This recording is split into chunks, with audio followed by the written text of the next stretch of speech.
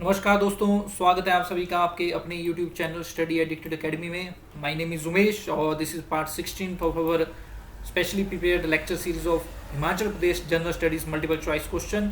और इससे पहले हम 15 लेक्चर्स और 150 वैल्यूएबल क्वेश्चन जो है डिस्कस कर चुके हैं। अगर अभी तक आपने वो नहीं देखे हैं तो मेक श्योर कि आप उनको जरूर देख लें।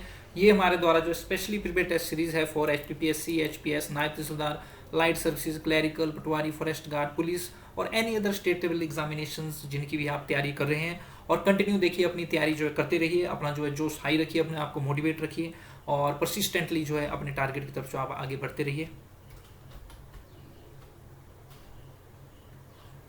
और कभी भी आप डिमोटिवेट फील करते हैं तो इस कोट को जरूर देखिए कि कोई भी एक्सपर्ट है वो किसी टाइम जो है बिगिनर है। अगर आप बिगिनर हैं तो अपने आप को डिमोटिवेट मत कीजिए। शुरुआत एक ना एक दिन जो हमें करना पड़ती है, तो दिल लगा के पढ़ाई कीजिए। पहला प्रश्न, which of the following national park sanctuaries of HP occupies 1271 square kilometre of area. तो निम्नलिखित में से किस राष्ट्रीय पार्क अथवा अभ्यारण्य का कुल क्षेत्रफल 1171 वर्ग किलोमीटर है।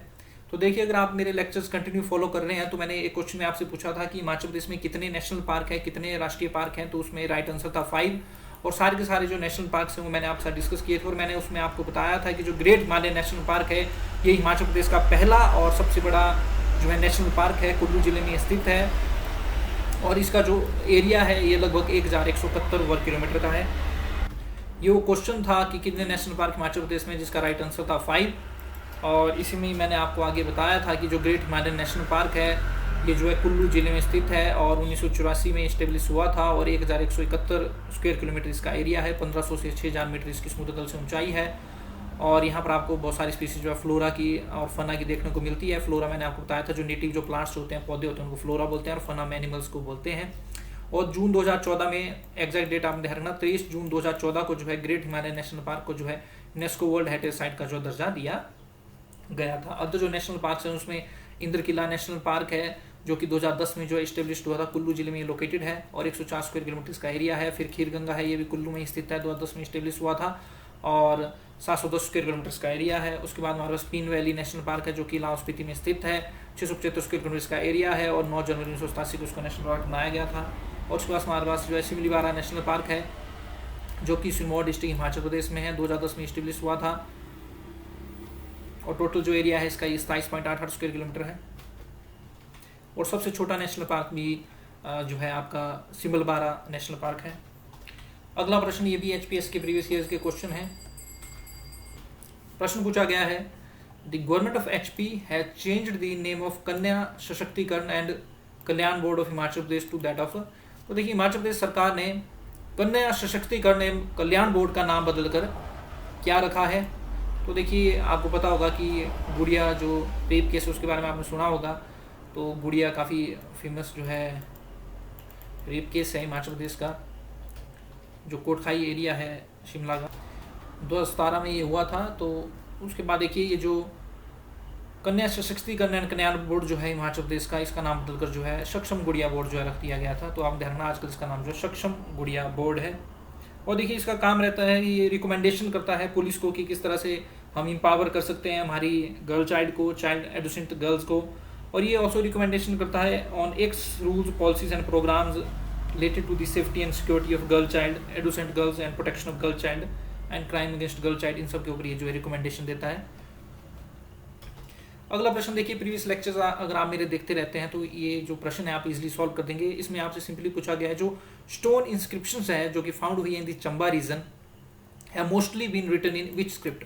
तो चंबा क्षेत्र में मिले प्रस्तर अभिलेख अधिकतर किस लिपि में जो है लिखे गए हैं। तो देखिए, चंबा में जो ज़्यादातर जो मिले हैं आपके स्टोन इंस्क्रिप्शंस वो आपने ध्यान में रखना, ये शारदा और टांकरी स्क्रिप्ट में लिखे गए हैं। बहुत सारे यहाँ पर जो है खारस्ती और ब्रह्मी कर देंगे जो कि गलत हो जाएगा। इसका राइट आंसर होगा शारदा और टांकरी स्क्रिप्ट। तो ये आप ध्यान रखना, चंबा में जितने भी आपके स्टोन इंस्क्रिप्शंस मिले हैं, प्रस्तर अभिलेख मिले हैं, उनकी लिपि जो शारदा और टांकरी है। अगला प्रश्न, who was signatory for East India Company in the treaty of Sajauli. तो जो सजौली की जो संधि हुई थी, यहाँ पर सुगौली बोला गया है, सजौली बोलते हैं। तो सुगौली की जो संधि है उसमें ईस्ट इंडिया कंपनी की ओर से किसने हस्ताक्षर किए थे, ये आपसे पूछा गया है। तो देखिए आपने ध्यान रखना, जो ट्रीटी ऑफ सजौली है या सगौली की जो संधि है, ये 2 दिसंबर 1815 में ये साइन की गई थी, और इसकी जो रेटिफिकेशन है ये 4 मार्च 1816 को की गई थी, और ये हुई थी आपकी ईस्ट इंडिया कंपनी और किंग ऑफ नेपाल के बीच में। एंग्लो बर्मीज बार हुआ 1814-15 में, और उसके बाद ये हुई, और नेपाल की तरफ से देखिए इसे साइन किया था राजा गुरु गजराज मिश्रा। तो राजा गुरु गजराज मिश्रा के द्वारा इसको साइन किया गया था नेपाल की तरफ से। और ईस्ट इंडिया कंपनी की तरफ से इसको जो है लेफ्टिनेंट कर्नल पेरिस ब्राशाव जी के द्वारा जो साइन किया गया, तो राइट आंसर हो जाएगा सी। तो ध्यान रखना, नेपाल की तरफ से इसको जो है राजा गुरु गजराज मिश्रा, और ब्रिटिशर्स की तरफ से इसको लेफ्टिनेंट कर्नल पेरिस ब्राशाव की तरफ से जो है इसको जो साइन किया गया था। बाद में दिसंबर 1923 में इसको सुपरसीड कर दिया गया, और नई ट्रीटी ब्रिटिश इंडिया और नेपाल के बीच में हुई, जिसको बोलते हैं treaty of perpetual peace and friendship.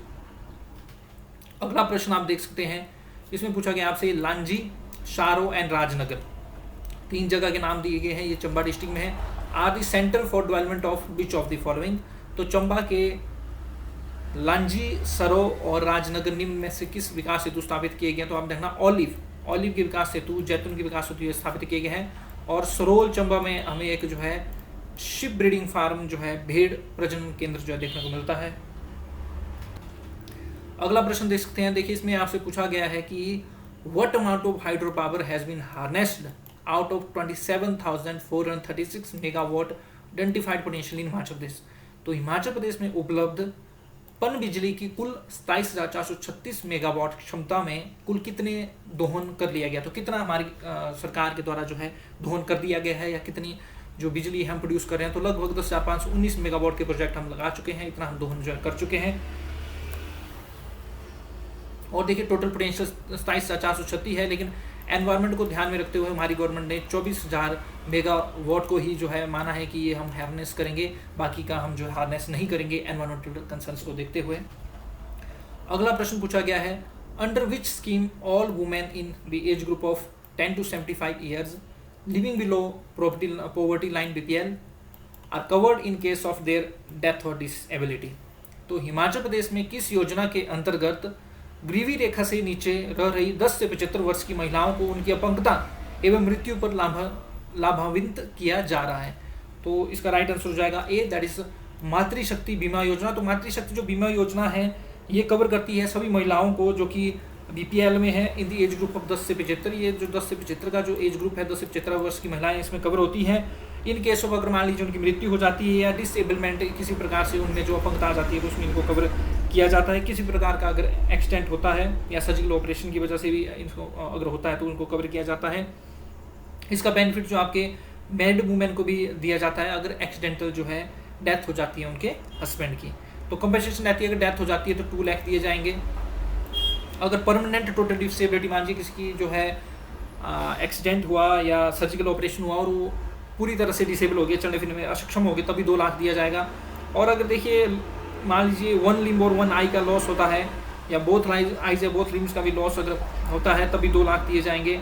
अगर 1 लिम्ब और 1 ईयर का इसमें लॉस होता है 1 लाख है, और डेथ ऑफ हस्बैंड के केस में भी इसमें 2 लाख दिया जाएगा।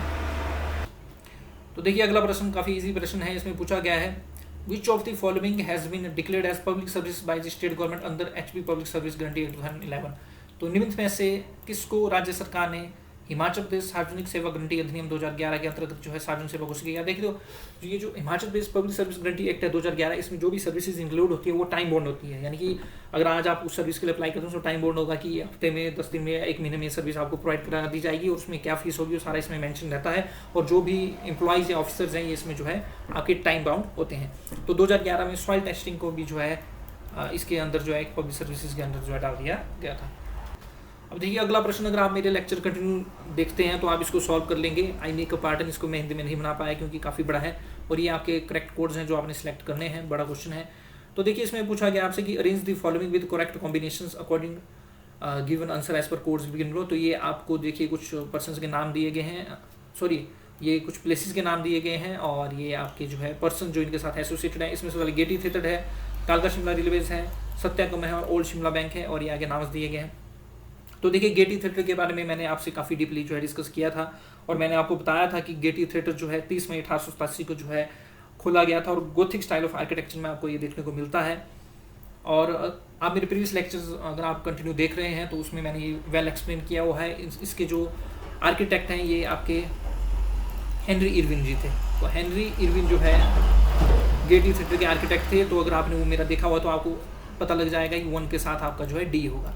जब आपको इस तरह से कोई जानकारी होती है तो जहाँ पर 1 के साथ डी नहीं है उनको आप एलिमिनेट कर लीजिए। इन 2 ऑप्शनों में हमारे पास जो 1 के साथ डी बचता है। कालका शिमला रेलवे लाइंस के ऊपर मेरी अलग से डेडिकेटेड वीडियो चैनल पे है, और प्रीवियस लेक्चर्स में मैंने आपको बताया हुआ है कि एक नैरो गॉज लाइन है, ये जो लगभग 96.6 किलोमीटर की है। बड़ोग में इसमें सबसे बड़ी जो है टनल है, और ये जो है 9 नवंबर 1903 को जो है लॉर्ड कर्जन के द्वारा इसकी जो इनॉग्रेशन जो है की गई थी।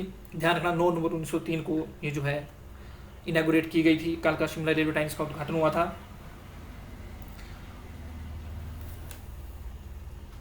और ये जो कालका शिमला जो रेलवे लाइन है इसको यूनेस्को वर्ल्ड हेरिटेज में डाला गया था 3 जुलाई 2008 को। और इसके जो मेन जो इंजीनियर थे, मैंने बहुत बार आपको बता चुका हूँ, एच.एस. हरिंगटन जो है चीफ इंजीनियर थे आपके कालका शिमला रेलवे ट्रैक के। तो सेकंड के साथ हमारा सी हो जाएगा।